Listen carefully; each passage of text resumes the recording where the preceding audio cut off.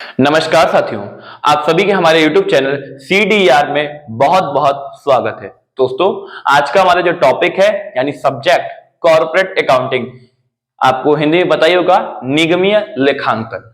दोस्तों, आज का हमारा जो क्वेश्चन है वो बहुत ही अच्छा, बहुत ही इंपॉर्टेंट और बहुत ही इंटरेस्टिंग क्वेश्चन है। शायद बहुत कम लोग को पता होगा इस क्वेश्चन के बारे में, क्योंकि ये इंपॉर्टेंट क्वेश्चन है। ठीक है, चलिए तो क्या क्वेश्चन आइए देख लीजिए। पहले हम पढ़ लेते हैं। What do you mean by sinking fund? Hindi में शोधन कोष विधि से आप क्या समझते हैं? ये क्वेश्चन आप हल्के मत लीजिएगा, ये क्वेश्चन लॉन्ग में भी आ सकता है और शॉर्ट में, दोनों में आ सकता है। 100% गारंटी के क्वेश्चन पेपर में आएगा जरूर। ठीक है, चलिए दोस्तों, आपको पता होगा कि जब कोई भी कंपनी डिवेंचर होल्डर से डिवेंचर यानी लोन लेती है, इसे कहते हैं ऋण लेती है, तो उसके बदले में वो क्या देती है? Debenture certificate. अब वो जो रूल्स होते हैं वो 1 साल के लिए हो सकता है डिवेंचर, 2 साल के लिए भी हो सकता है, 5 साल के लिए, जितने साल के लिए भी होता है उस पे एक फिक्स टाइम के बाद उस डिवेंचर होल्डर को क्या मिलता है? अमाउंट मिलता है विद इंटरेस्ट, और इंटरेस्ट तो हर महीने मिलता रहता है। ठीक है, तो अब ऐसे कंडीशन में क्या है, कंपनी को पैसा देना पड़ता है। अब उसको इकट्ठे जो है कि अब मान लीजिए मैंने क्या किया, पूरे जनता से 5 लाख रुपए लिया। अब कंपनी को अगर इकट्ठे कहीं से पूरा भार होता है ना, कोई इंसान पर अचानक से अगर पूरा भार गिर जाता है तो उस इंसान को उस कंडीशन को फेस करने के लिए बहुत प्रॉब्लम फेस करना पड़ता है। तो ऐसा ना हो, ऐसा कंडीशन ना आए, इसलिए कंपनी क्या करती है, जब हर साल वो पीएल बनाती है, पीएल यानी प्रॉफिट एंड लॉस अकाउंट, तो उसमें जो प्रॉफिट होता है यानी सरप्लस जो हमारा निकलता है, उस सरप्लस में से एक फिक्स अमाउंट क्या करती है? ट्रांसफर कर देती है। किसमें? किसी एक फंड में, जिसका नाम रखा क्या है? सिंकिंग फंड में। ध्यान सुनिएगा, कंपनी को जो एक साथ एक बड़े अमाउंट में जब डिवेंचर होल्डर को पेमेंट देना था, उसके लिए वो क्या करती है, हर साल जब प्रॉफिट एंड लॉस अकाउंट बनाती है तो उसमें जो सरप्लस निकलता है हमारा हर साल, उस सरप्लस को क्या करती है, यानी इसको हिंदी बोलते हैं आधिक्य, जो आधिक्य निकलता है उसको एक फिक्स अमाउंट में क्या करती है, एक फंड में ट्रांसफर करती है, जिसका नाम क्या है? Sinking fund. और ये सिंकिंग फंड इसी पीएल से बनता है, हर साल इसमें हर साल डाल दी जाती है एक फिक्स अमाउंट। अब ध्यान सुनिएगा आगे कहानी।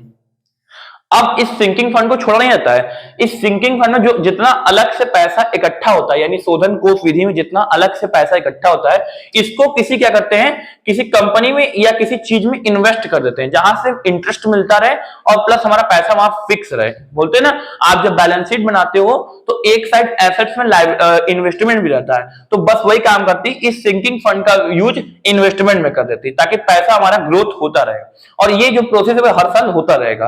अब ये जो इन्वेस्टमेंट है वो क्या है? बढ़ता गया। मान लीजिए कि हर साल उन्होंने 1 लाख 5 साल बाद देना है डिवेंचर होल्डर को, 1 लाख करके 5 लाख इकट्ठा कर लिया, और अब इस 5 लाख को इन्होंने क्या किया, हर साल इसमें ट्रांसफर करते गए इन्वेस्टमेंट में। अब वो 5 लाख क्या हो गया? 7 लाख, 7.5 लाख में कन्वर्ट हो गया।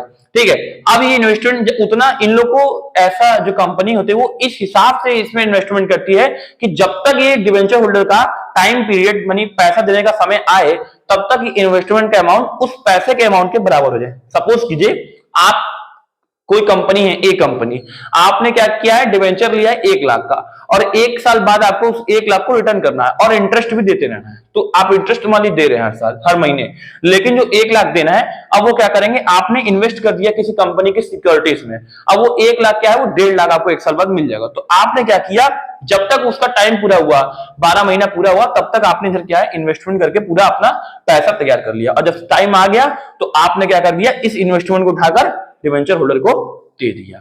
ठीक है, अच्छा, अभी कहानी खत्म नहीं हुआ, अभी कहानी कंटिन्यू है। अब आपने क्या किया, सपोज कीजिए डिवेंचर होल्डर पूरे जितने मिला के मान लो 5 लाख है और आपके पास 7 लाख, अभी भी 2 लाख बचा है। अब ये जो 2 लाख बैलेंस बच गया है, ये बैलेंस ट्रांसफर हो जाता है किसमें? जर्नल रिजर्व अकाउंट में। जर्नल रिजर्व, इसको हिंदी बोलते हैं सामान्य संचय। आप जब बैलेंस शीट बनाते हैं तो उसमें एसेट साइड में कभी कभी जर्नल रिजर्व आता है, तो ये वही वाला जनरल रिजर्व होता है जो डिवेंचर होल्डर को सिंकिंग फंड में से यानी इन्वेस्टमेंट जो देने के बाद बचता है वो क्या करते हैं, ट्रांसफर कर देते हैं जनरल रिजर्व में। और यही आपको क्या होता है, शोधन कोष विधि खाता होता है। आई होप हमें लग रहा है कि आपको समझ में आ गया, क्योंकि मैंने पूरा देखिए डायग्राम एक एक करके समझाया है और बहुत अच्छे तरीके से एक्सप्लेन किया। फिर से मैं ऊपर क्विक रिवीजन कर देता हूं। सबसे पहले क्या करते हैं, शोधन कोष विधि खाता क्या है, पेपर में आएगा, तो फिर से मैं रिपीट कर देता हूं शॉर्टकट में।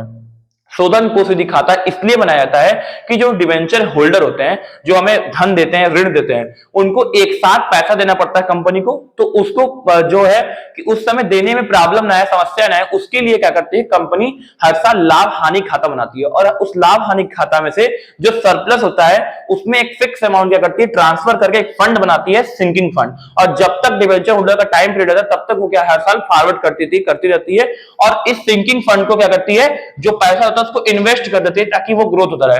और वो इस हिसाब से, इस रेशियो से इन्वेस्ट करती है कि जब तक इन लोग का डिवेंचर होल्डर्स का समय आए रिडीम करने का उनके डिवेंचर्स को, तब तक वो पैसा क्या है उनके बराबर हो जाए।